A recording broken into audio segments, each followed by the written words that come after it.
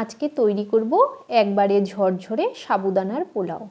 যে কোনো ব্রত উপোসের দিন আপনারা এই রেসিপিটি তৈরি করে নিতে পারবেন। সামনেই ভৈমী একাদশী শিবরাত্রির ব্রত আসছে, সেদিন আপনারা কিন্তু এই রেসিপিটি তৈরি করে নিতে পারবেন। শুধু ব্রত উপোস কেন, একঘেয়ে ভাত রুটি খেতে খেতে আমাদের যখন অরুচি লেগে যায় তখনও কিন্তু আপনারা এটি তৈরি করে নিতে পারবেন। বাচ্চাদেরও কিন্তু এভাবে পোলাও তৈরি করে দেওয়া যায়। তৈরি করা খুবই সহজ। আমি যেভাবে তৈরি করছি এভাবে সাবুদানার পোলাও তৈরি করলে কিন্তু একদম ঝরঝরে সাবুদানার পোলাও তৈরি হবে। তো চলুন দেখে নেওয়া যাক কিভাবে তৈরি করি।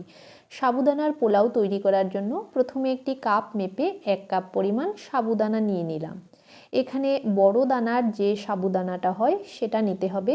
দেখুন বড় দানার সাবুটা নিয়ে নিয়েছি। এবার এটাকে জল দিয়ে বেশ ভালো করে ধুয়ে নিতে হবে। 3 থেকে 4 বার জল পাল্টে পাল্টে বেশ ভালো করে সাবুদানাগুলোকে ধুয়ে নিতে হবে। একটু ভালো করে সাবুদানাগুলোকে ধুয়ে নিলাম। এবার এর মধ্যে সামান্য জল দিয়ে ভিজিয়ে নিতে হবে। খুব বেশি জল দেওয়া যাবে না। দেখুন অল্প পরিমাণে জল দিয়ে সাবুদানাটাকে ভিজিয়ে নিতে হবে, যেন সাবুদানাটা জল অ্যাবজর্ব করে একদম ঝরঝরে হয়ে যায়। সাবুদানাটা যেন ভালোভাবে ভিজেও যায়, আবার যেন তার মধ্যে জল না থাকে। দেখুন সাবুদানার ওপরটা হালকা একটু ডুবেও থাকবে না, একদম লেয়ার অনুযায়ী, মানে সাবুদানা আর জল একদম সমান সমান থাকবে। এভাবে সাবুদানাটাকে 2 ঘন্টা ভিজিয়ে রাখবো। এখানে শুকনো খোলায় কিছুটা পরিমাণ চিনেবাদাম নিয়ে নিলাম। এবার চিনেবাদামগুলোকে ভেজে নেব। চিনেবাদামগুলোকে ভেজে এর খোসা ছাড়িয়ে এটাকে গুঁড়ো করে নেব। খুব গুঁড়ো না, হালকা একটু আধ গুঁড়ো করে নেব। 2 ঘন্টা হয়ে গেছে, সাবুদানাটা বেশ ভালোভাবে মিশে গেছে। দেখুন সম্পূর্ণ জল অ্যাবজর্ব করে সাবুদানাটা কিন্তু বেশ ভালোভাবে ফুটে উঠেছে এবং ঝরঝরে হয়ে আছে। এবার এখানে নিয়েছি একটি গাজর কুচি, 1 মুঠো পরিমাণ বিনস এমন কুচি করে নিয়েছি, আর নিয়েছি 1 মুঠো পরিমাণ কড়াইশুঁটি আর 2টো কাঁচা পাকা লঙ্কা। এবার কড়াইতে একটু সাদা তেল দিয়ে দিলাম, 2 চামচ পরিমাণ সাদা তেল দিয়ে দিলাম। এবার তেলটাকে গরম করে নেব। এখানে কিন্তু আপনারা ঘি সাদা তেল দুটি একসঙ্গে ব্যবহার করতে পারেন। তেল গরম হয়ে যাওয়ার পর 1/4 চামচ পরিমাণ গোটা জিরে দিয়ে দিলাম। জিরেটা একটু ভাজা হয়ে যাওয়ার পর প্রথমে আমি গাজরগুলোকে ভেজে নেব। গাজরগুলোকে 2 মিনিট প্রথমে একটু ভেজে নিচ্ছি।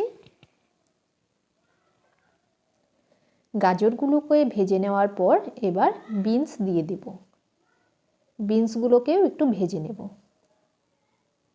বিনসগুলোকেও আরও 1 মিনিট ভেজে নেওয়ার পর এবার কড়াইশুঁটি দিয়ে দিচ্ছি, আর দিয়ে দিচ্ছি 2টি কাঁচা পাকা লঙ্কা। এবার সামান্য একটু লবণ দিয়ে দিচ্ছি। এখানে সৈন্ধব লবণ দিয়েছি, যেটাকে রক সল্ট বলে আর কি।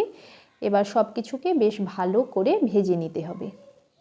এর মধ্যে কিছুটা পরিমাণ কাজু বাদাম দিয়ে দিলাম। এবার সব উপকরণকে বেশ ভালো করে ভেজে নিতে হবে। সবজিগুলোকেও বেশ ভালো করে ভেজে নিয়েছি। দেখুন এবার যে চিনেবাদামগুলোকে ভেজে নিয়েছিলাম সেগুলোকে এমন আধ গুঁড়ো করে নিয়েছি, তা দিয়ে দিলাম। সবজিগুলো বেশ ভালোভাবে ভাজা হয়ে গেছে। এবার বাদাম দিয়ে একটু মিশিয়ে নিলাম। এবার এর মধ্যে সাবুদানাগুলোকে দিয়ে দেব। সাবুদানাগুলো একদম কিন্তু ঝরঝরে হয়েছে। এবার এর মধ্যে দিয়ে দিচ্ছি 1/4 চামচ পরিমাণ হলুদ গুঁড়ো। এবার সব উপকরণগুলোকে বেশ ভালো করে মিশিয়ে দিচ্ছি। খুব বেশি ভাজার প্রয়োজন নেই, 3 মিনিট ভেজে নিলেই হবে।